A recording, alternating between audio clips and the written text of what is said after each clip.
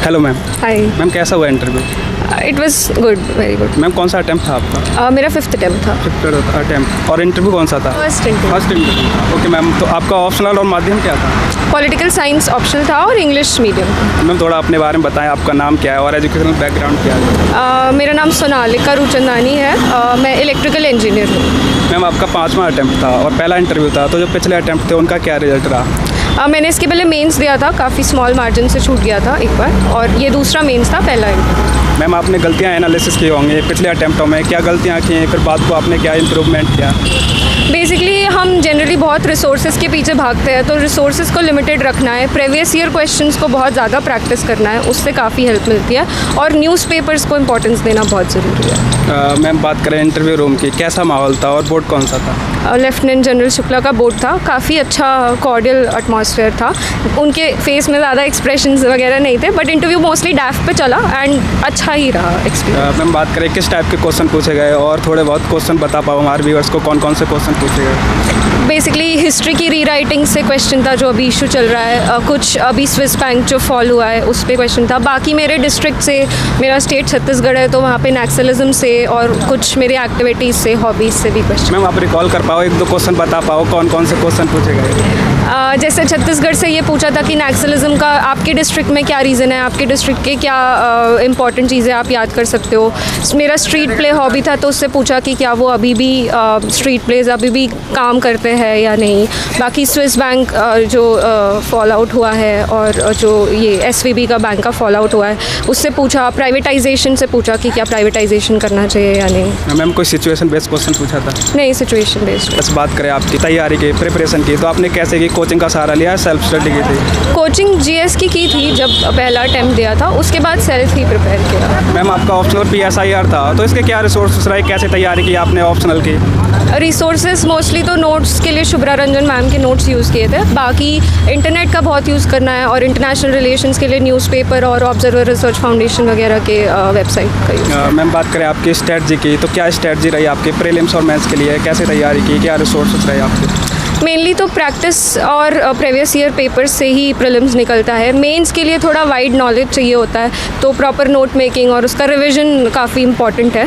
बाकी तो हो जाता है, हार्ड वर्क सबसे इम्पॉर्टेंट है। राइट। मैम आपने टेस्ट सीरीज लगाई होंगे प्रीलिम्स के लिए, तो कहाँ से लगाई थी और कितना रोल रहता है टेस्ट सीरीज का प्रीलिम्स के लिए? टेस्ट सीरीज़ का रोल बस ये रहता है कि आपके रिवीजन में हेल्प करता है, और थोड़ा बहुत नए क्वेश्चंस मिल जाते हैं। बाकी तो मोस्टली प्रीवियस ईयर ज़्यादा इंपॉर्टेंट है। I didn't stick to any one test series. मैं दूसरा अलग अलग इंस्टीट्यूट्स के टेस्ट सॉल्व करती थी, ताकि कोई पैटर्न ना बने, और मोस्टली फिर जो प्रीवियस ईयर पेपर। मैम एक करंट अफेयर्स को लेकर काफ़ी इशू रहता है, तो आपने करंट अफेयर्स के लिए क्या पढ़ा, कौन सा न्यूज़पेपर पढ़ा, और क्या न्यूज़पेपर एनालिसिस वगैरह देखा यूट्यूब पर, या सेल्फ पढ़ती थी? नहीं, न्यूज़पेपर कोई भी एक, द हिंदू या इंडियन एक्सप्रेस, जो भी अच्छा लगे। मेंस के लिए जनरली इंडियन एक्सप्रेस मैं यूज़ करती थी, बिकॉज पॉलिटिकल साइंस ऑप्शनल था, और कोई एनालिसिस वगैरह नहीं देखे। उसके अलावा कोई भी एक इंस्टीट्यूट का करंट अफेयर का जो मैगजीन आता है न्यूज़पेपर के साथ, उसको एक्स्ट्रा। मैम जैसे अब प्रीलिम्स आने वाला है 28 मई को, तो अब क्या करना चाहिए? जैसे बहुत कम समय बचा है, तो एस्पिरेंट को अब कैसे तैयारी करनी चाहिए? अभी ट्राई करना चाहिए कि कोई नया रिसोर्स नहीं उठाए, जो बेसिक पढ़ लिया है वो पढ़े रहें। टेस्ट सीरीज़ प्रैक्टिस के लिए लगाए, प्रीवियस ईयर क्वेश्चन करें, और अभी मेन फोकस रिवीजन पे होना चाहिए। अभी से लेकर प्रीलिम्स तक 2 या 3 रिवीजन हो जाए स्टैटिक के, तो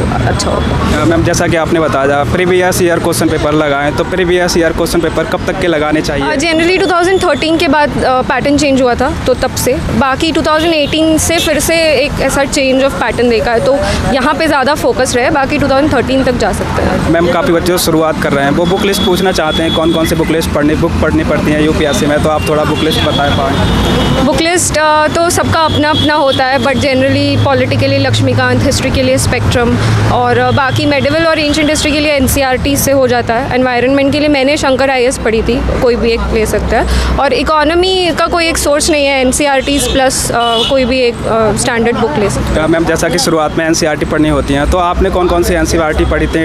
6 से 12 तक ऑल, या फिर इम्पोर्टेंट पढ़ी थी? सारी तो नहीं पढ़नी होती है, डिपेंड करता है कि स्टूडेंट का कितना अच्छा बेस है। तो मैंने जनरली 9 to 12 पढ़ी, जहाँ पे लगा और ज़रूरत है, जैसे हिस्ट्री मेरा वीक था, तो फिर हिस्ट्री में 6 से पढ़ी। मैम थोड़ा मेंस के बारे में और बताएं, क्या स्ट्रेटजी थी आपकी मेंस के लिए, क्या रिसोर्सेज रहे? मेंस के लिए मोस्टली थीमेटिक होता है, तो जो करंट अफेयर की मेन थीम्स चल रही है वो करनी है।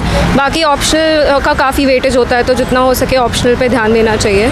और नोट मेकिंग मेंस में काफ़ी इंपॉर्टेंट हो जाती है, एथिक्स वगैरह के लिए। मैम नोट मेकिंग की बात की आपने, तो नोट मेकिंग मतलब कब से स्टार्ट कर देनी चाहिए नोट बनाने, और नोट्स कैसे बनाने चाहिए? जैसे काफ़ी एस्पिरेंट्स से नोट्स बनाने नहीं आते, कैसे बनाने चाहिए? नोट मेकिंग स्टार्ट तो 1-2 बार पढ़ने के बाद ही करना चाहिए, क्योंकि स्टार्टिंग में समझ नहीं आता है क्या इंपॉर्टेंट है क्या नहीं है। उसके अलावा बाकी ऐसा होना चाहिए कि आप रिवाइज़ कर सको, तो 1-2 बार जब पढ़ लेते हैं तो समझ आ जाता है कि ये चीज़ें हम कीवर्ड्स लिखेंगे तो हमें याद आ जाएंगी चीज़ें। तो कीवर्ड्स में नोट्स बनाने चाहिए जितना हो सके क्रिस्प, कंसाइज और एग्ज़ाम के पैटर्न को ध्यान में रखते हुए।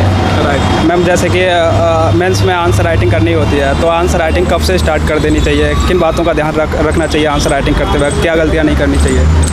स्टार्ट कब करना चाहिए वो तो डिपेंड करता है। जनरली एक certain level of knowledge base हो जाता है, उसके बाद ही शुरू करना चाहिए।